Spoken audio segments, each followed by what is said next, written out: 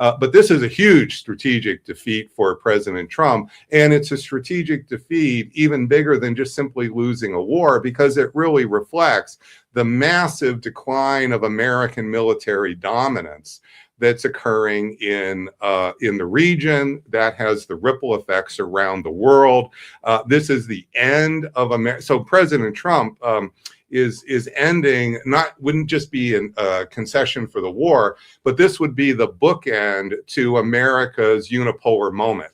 So in 1991, when the Cold War ended, we had the first Gulf War. That is the war that demonstrated beyond all doubt America's escalation dominance with the precision revolution. We took 10,000 body bags to that war, and only 147 American troops were killed, where we kicked out Saddam Hussein from Kuwait with 300,000 plus troops, the fourth largest army in the world. And it was a splendid victory that had enormous ripple effects for decades and decades. That is now all coming to an end. Now, you could say maybe it was already somewhat coming to an end with Iraq and Afghanistan, but this is a mega legacy, that now it is going to be President Trump who ended America's unipolar dominance. So when we have the history books written, it'll be 1991 to 2026.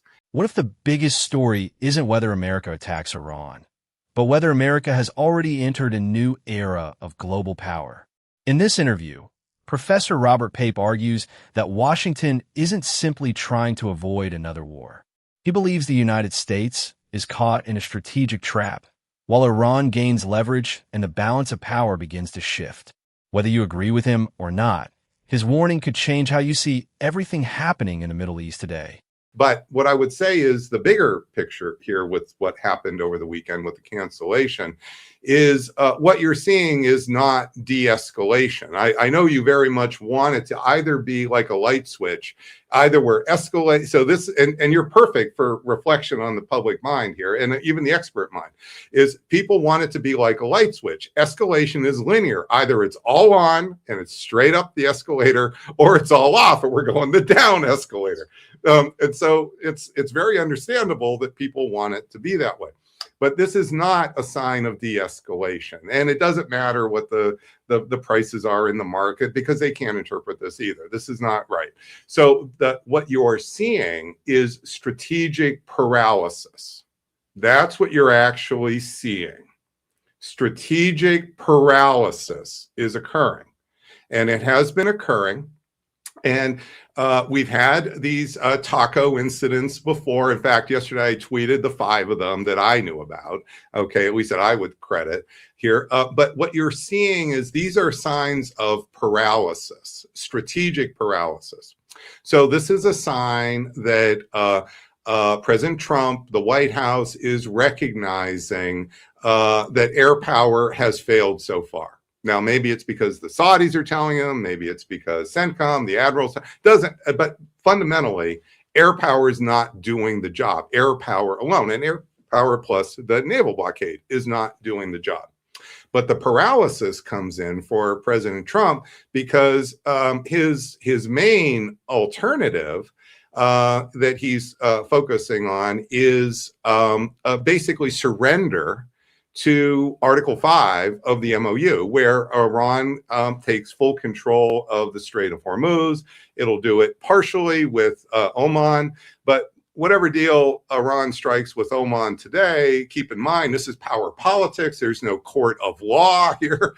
So 2 or 3 years from now, whatever the deal is can be redone, and it's based on the balance of power, and it's based on Iran's calibration of what its interests are. So fundamentally, Article 5 it's not an even Steven deal here with Oman. It is Iran's in charge. And if Iran wants to sort of have a kind of a fig leaf of, we call it the velvet glove on the mailed fist, to sort of pretend they're being nice about it, they can throw some benefits toward Oman's way in the short term. But this is a huge strategic defeat for President Trump. Most people interpreted the canceled strikes as de-escalation. Professor Pape argues the opposite.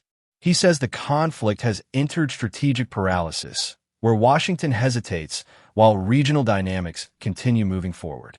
That idea becomes the foundation for everything else discussed in the interview. And who's the president in 2026 of the United States? It is Donald J. Trump. So he will not be forgotten in the history books. He will go down as having the biggest strategic loss in pretty much America's history. I don't think you can, even Vietnam, although there's more actual casualties in Vietnam. So this is what is the paralysis that's occurring, Mario. And this is not the end of the war. This is not, I know you want it to be, but this is going to go on.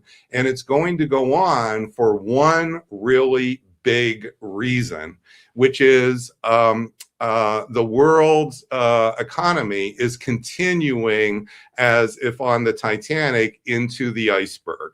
All of the oil inventories are still running down. China is still increasing its demand for oil. All of the Red Sea is still, tankers are still, there were 10 tankers that were turned around. You probably know this better than anybody because you track this so carefully.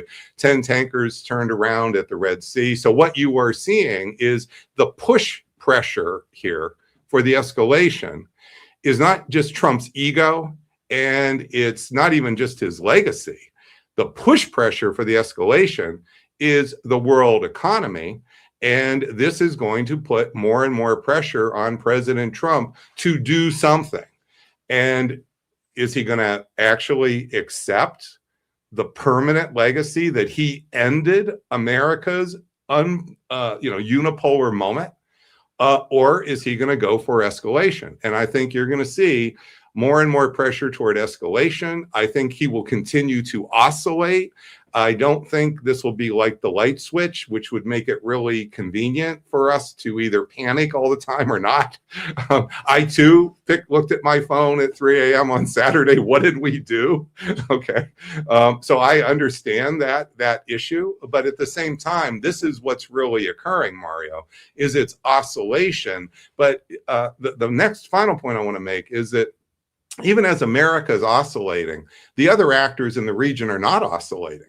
So Iran has been steadily, drip by drip by drip, gaining power. On June 15th, I published this piece on my Substack called Iran's Era of Maximum Leverage to Begin in Mid-July. And this is what I'm talking about. As the oil inventory buffers run down here, and as the economy just starts to get worse and worse, and we don't have the exact dates, but we know the direction of the effect, this is Iran's period of maximum leverage. And that's when I said, this is when Iran's going to close.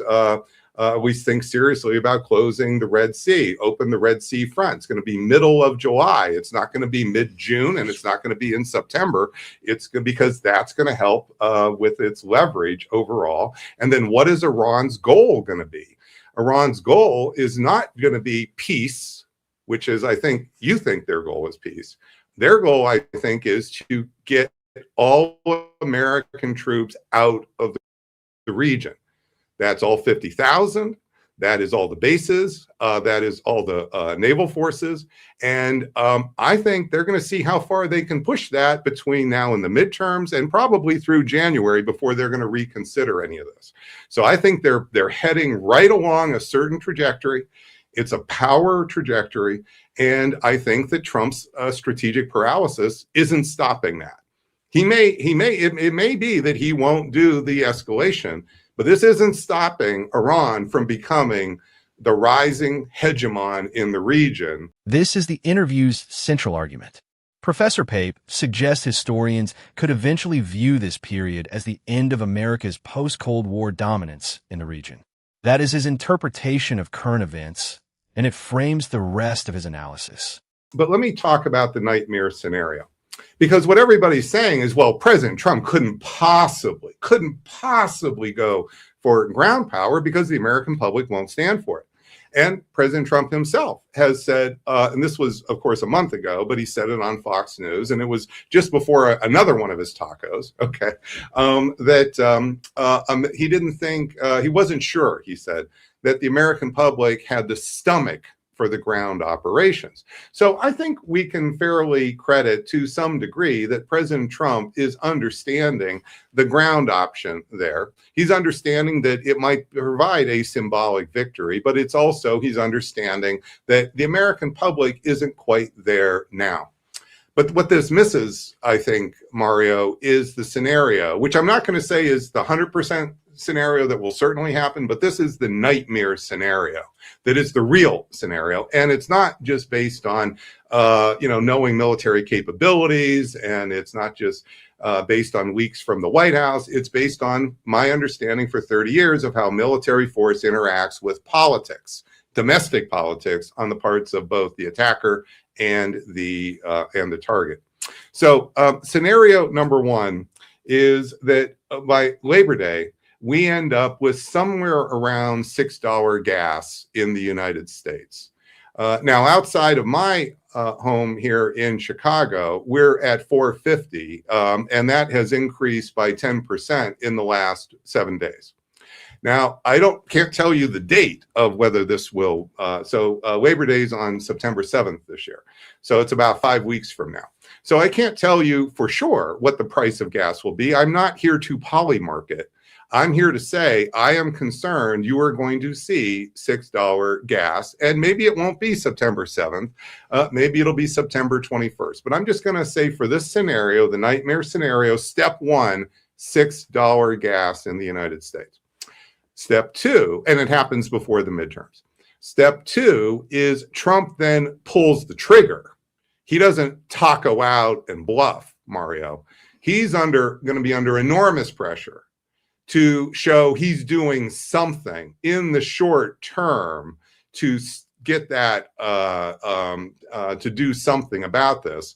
And there's no deal where if gas gets to $6 here, there's no deal where you're getting that down to $3.10 or $3.50 before the midterm. This is going to be sticky up, okay?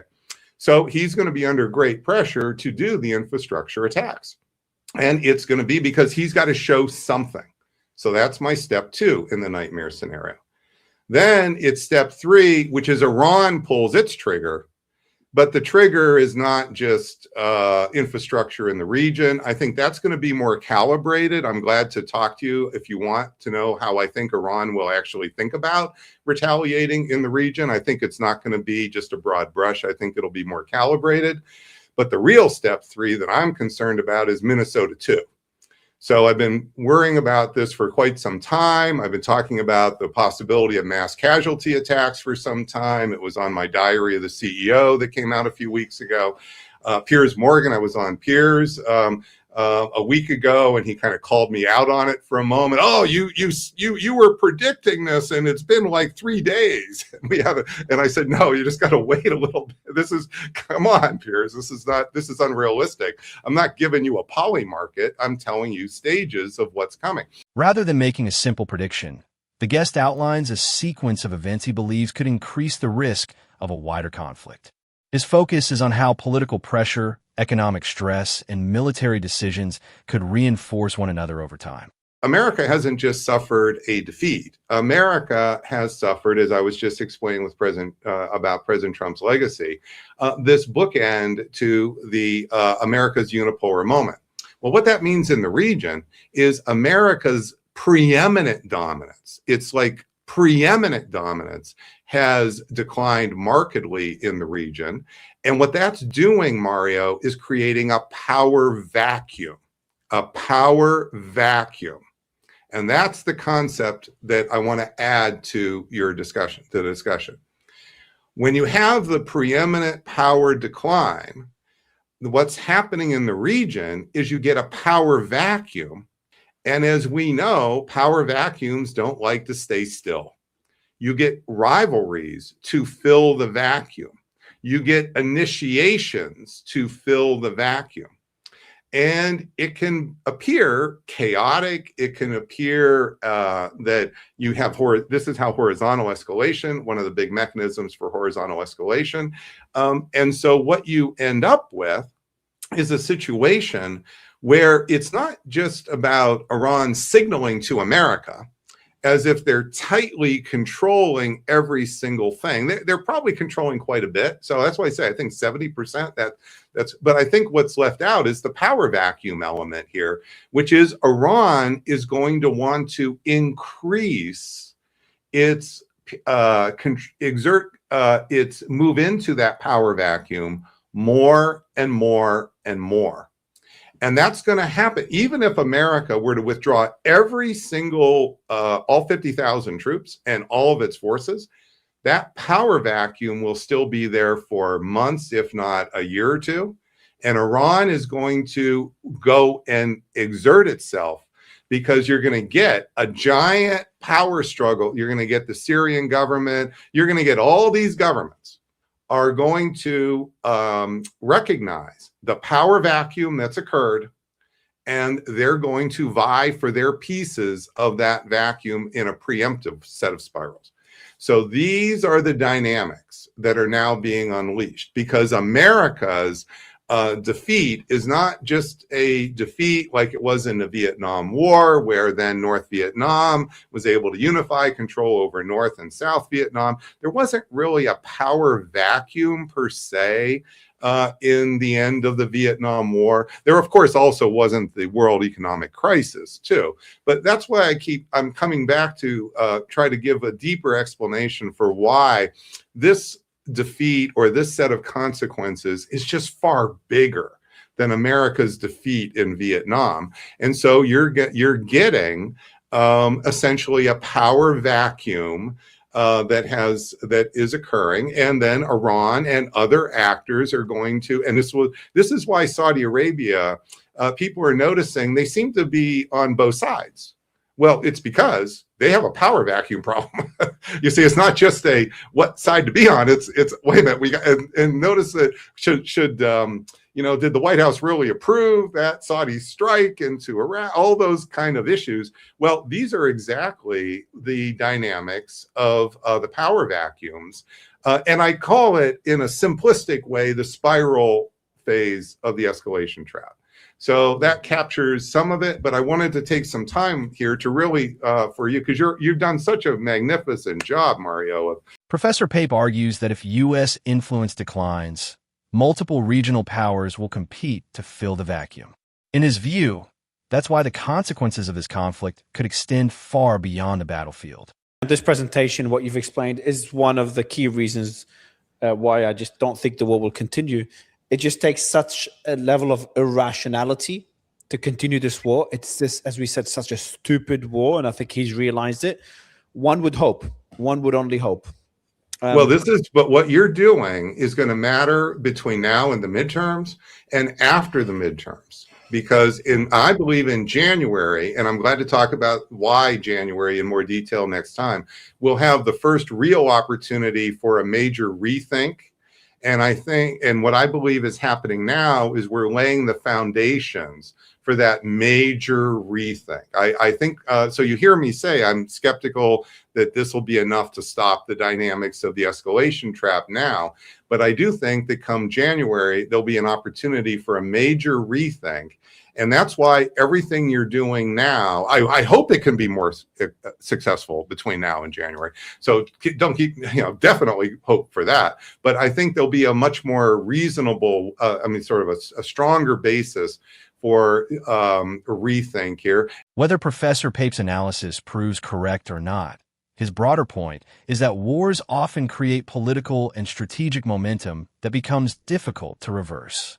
The coming months will test not only military strategy, but also diplomacy, energy markets, and global alliances.